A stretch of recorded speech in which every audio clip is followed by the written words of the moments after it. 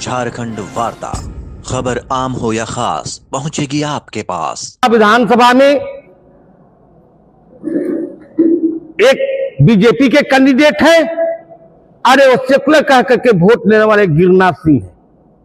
लेकिन मैं पूछना चाहता हूं साइकिल पर सवार होने वाला व्यक्ति से, क्या आपका यह मनसा नहीं है कि हमको जेएमएम को हराना है?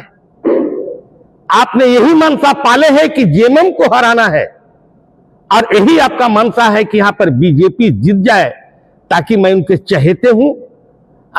और वो बहरूपिया का भेष बदल करके गिरनाथ सिंह को गढ़वा विधानसभा में उतारा गया है। वो बहरूपिया का उनका भेष है। अगर उनको बहरूपिया का नकाब हटा करके देखेंगे तो वही चीज मिलेंगे जो बीजेपी का जो नीति और सिद्धांत और राजनीति है, जो आज 35 साल तक उन लोगों ने अपने को यहाँ का जो राज किया है।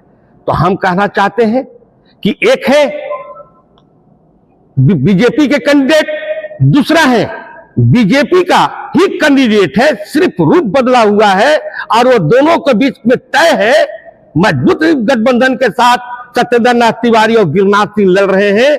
और मजबूती गठबंधन उन लोग यही है कि हमको जेएमएम को हरा देना है, एक को विधायक बना करके भेजना है, और अपने जो मनसा पाले हैं कि अगर हम जेएमएम को हरा देंगे तो हमको बीजेपी वाला जो है हमको राज्यसभा सांसद बना करके भेज देगा। लेकिन जनता इस तरह की मनसा को नहीं, सरकार ने नहीं सोचा था, और वो काम हेमंत सोरेन जी ने कर दिखाया।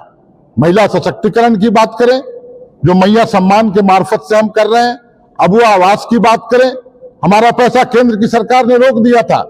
हेमंत सोरेन ने कहा मैं अपने संसाधन के बल पर 3 कमरों का मकान दूंगा, और वो धरातल पर उतरा। बिजली बिल माफ कर दिया गया, 91 करोड़ रुपए सिर्फ गढ़वा का माफ हुआ। क्या डबल इंजन की सरकार वो सब नहीं कर सकती थी? लेकिन नहीं, इनका एजेंडा स्पष्ट है। हिंदुत्व की आड़ में, भगवाकरण की आड़ में ये गुजरातीकरण करना चाहते हैं, और यही हम लोगों को सचेत रहने की आवश्यकता है। ये सिर्फ गुजराती एजेंडा लेके पूरे देश में घूमते हैं। अपने गुजराती मित्रों का कैसे लाभ हो, कैसे कहां खनन पट्टा दे दें, कैसे कारखाना दे दें। आज एचईसी पूरा परिसर इन लोगों ने गौतम अडानी देने को तैयारी कर लिया है। इस तरह के कई एक चीजें देखने को मिलेंगी।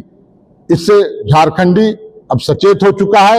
यहां हिंदू मुसलमान की लड़ाई नहीं, बल्कि झारखंडी आत्मसम्मान और स्वाभिमान की लड़ाई है। और इसको भली भांति अब हम लोग समझ चुके हैं, और इनके मंसूबे सफल नहीं होने जा रहे हैं। एक बार फिर से 23 तारीख को झारखंडी सरकार बनेगी, माटी का बेटा हेमंत सोरेन फिर मुख्यमंत्री बनेगा, और ये तय यहाँ की जनता ने कर दिया। एकमात्र मिथिलेश ठाकुर जी को छोड़कर कोई भी विकास की और कार्य की बात नहीं कर रहा है। माननीय मंत्री श्री मिथिलेश ठाकुर जी विकास की बात कर रहे हैं, उन्हें क्यों मतदान करना चाह रहे हैं? वो जनता के बीच में जाकर अपना मेहनत किया हुआ मजदूरी मांग रहे हैं। बाकी जो भी प्रत्याशी हैं वे धार्मिक उन्माद फैलाकर, हिंदू मुसलमान कर वोट लेने की कोशिश में लगे हुए हैं। लेकिन जनता अब जागरूक हो चुकी है। गढ़वा की जनता बहुत ही जागरूक है, और वो जानती है कि कौन क्या कर रहा है, कौन षड्यंत्र रचकर समाज को 2 टुकड़ों में बांटने का कार्य कर रहा है, और कौन गढ़वा को आगे बढ़ाने का काम कर रहा है। गढ़वा के विकास के पथ पर निरंतर आगे अपने अथक प्रयास से आगे की ओर बढ़ाने का काम माननीय मंत्री मिथिलेश ठाकुर जी कर रहे हैं। तो गढ़वा की जनता ने मूड बना लिया है। अभी मैं रमकंडा, मेराल, चिनिया, डंडा और गढ़वा शहर में भी, खासकर गढ़वा शहर में इतना अधिक रुझान है झारखंड मुक्ति मोर्चा के प्रति, उन्होंने एक स्वर में कहा कि जिसने काम किया है उसी को मजदूरी देंगे, और समाज में उन्माद नहीं फैलने देंगे। सभी लोग मिलजुल कर रहेंगे और झारखंड मुक्ति मोर्चा को विजयी बनाएंगे।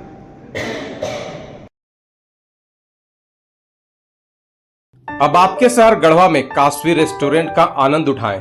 उत्तम और स्वादिष्ट व्यंजनों का एकमात्र संग्रह, जहां आपको मिलेगी हाई क्वालिटी व्यंजन, वो भी किफायती मूल्य पर। गढ़वा शहर के बीच रूफटॉप और एसी हॉल में इंडियन, चाइनीज और तंदूर का आनंद उठाएं। बर्थडे पार्टी हो या सालगिरह की पार्टी, हम हैं तैयार आपकी खुशियां मनाने को। हमारा पता है 5वां तल्ला होटल रॉयल पद्मावती, चिनिया रोड, गढ़वा। टेबल बुकिंग के लिए अभी संपर्क करें। होम डिलीवरी की फैसिलिटी उपलब्ध है।